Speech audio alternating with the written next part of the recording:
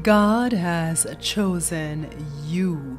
Have you ever stopped to think about Jonah? He was sent by God to preach to Nineveh. Instead of going there, he disobeyed God. He ran away down to Joppa and hopped on a ship as he tried to escape from God, not thinking that he was chosen by God. And that means he cannot escape. He cannot escape his calling, his duty.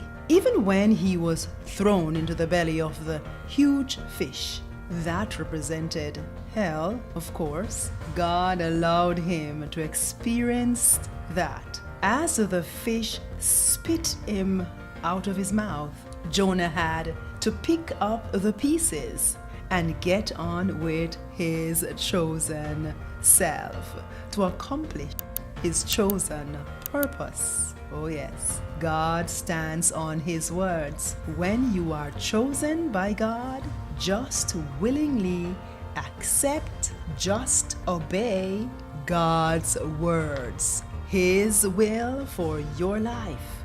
Deuteronomy 7 verse 6 states clearly, "For thou art an holy people unto the Lord thy God. The Lord thy God hath chosen thee to be a special people unto him above all people that are upon the face of the earth." Exodus 19 verse 6 also tells us, "And ye shall be unto me a kingdom of priests and an holy nation.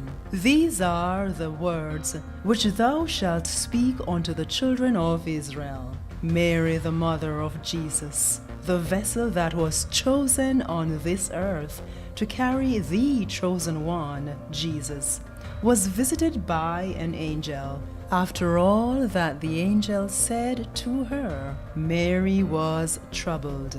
But in the moment of being troubled, she remembered that she was accepted and she was chosen for a task for the Lord. It was her purpose. I am sure there were people talking about her, discussing her and saying false things about her because they just do not understand what is going on. It is a mystery, the birth. When we are chosen by God, we are favored by him. The angel said to Mary, "Fear not, Mary, for thou hast found favor with God." Whenever God speaks or calls his chosen, we know his voice. Even when we decide to run away, we are still aware who we are running away from and why. John 10 verse 4 states, "And when he putteth forth his own sheep, he goeth before them, and the sheep follow him, for they know his voice." Have you ever tried to hide from a task, a calling on your life? At your workplace, you are asked to accomplish a task, but keeps on saying, "Let someone else do it this time," or "Let someone over there do it the next time." But in the end, it circles right back into your lap. You must get it done because you were chosen for it, because it belongs to you. You have the grace, the attitude for that task. Well, that has happened to me before, more than once.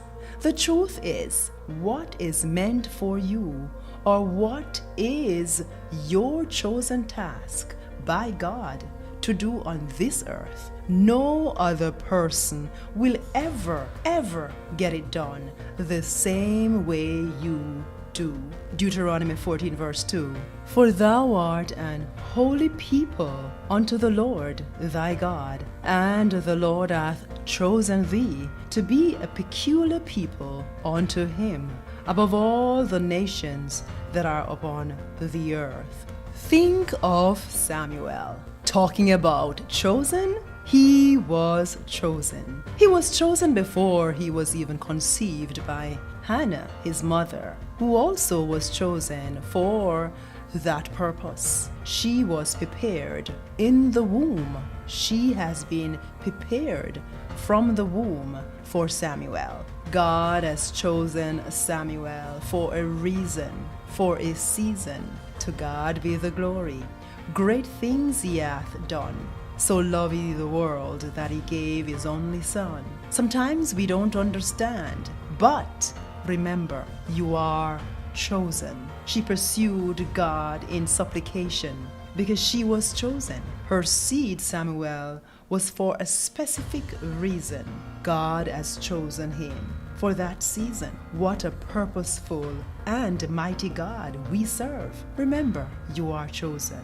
She had no choice than to hand over God's chosen child, Samuel, back to God. He then was anointed. He was called 3 times by God while he was with Eli the priest. He was made a prophet of God. He went about doing God's work, God's bidding. Samuel was the prophet who was sent by God to choose kings, David and Saul.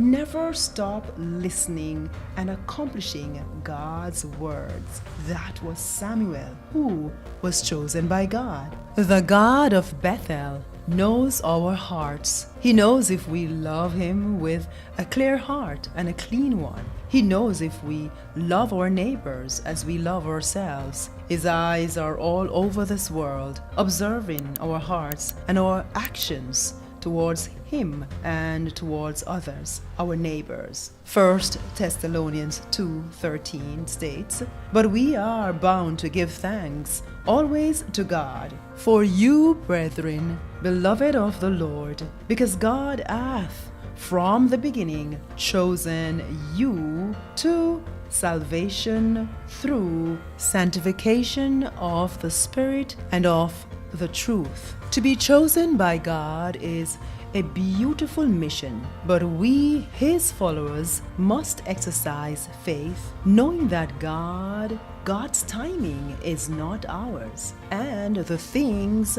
might not be done in the way we want them to happen. But remember, seek God's wisdom, and it will come through.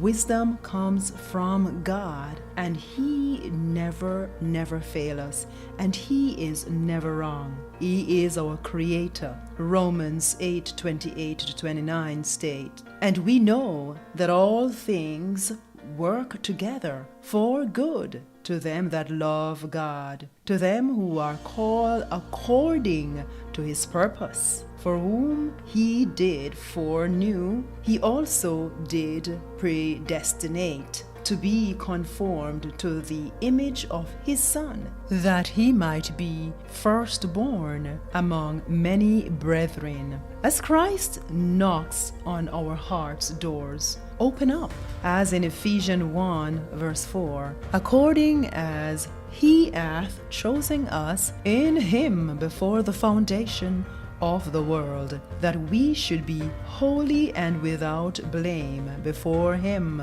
in love." Always keep your spirits, your minds, your hearts, knowing that you are God's child. We are his children because we are also his chosen. He is our risen Savior, and he has chosen us. He has chosen you. Remember, I love you. And please remember that you are chosen by God, the chosen and risen Savior. He alone loves you much more.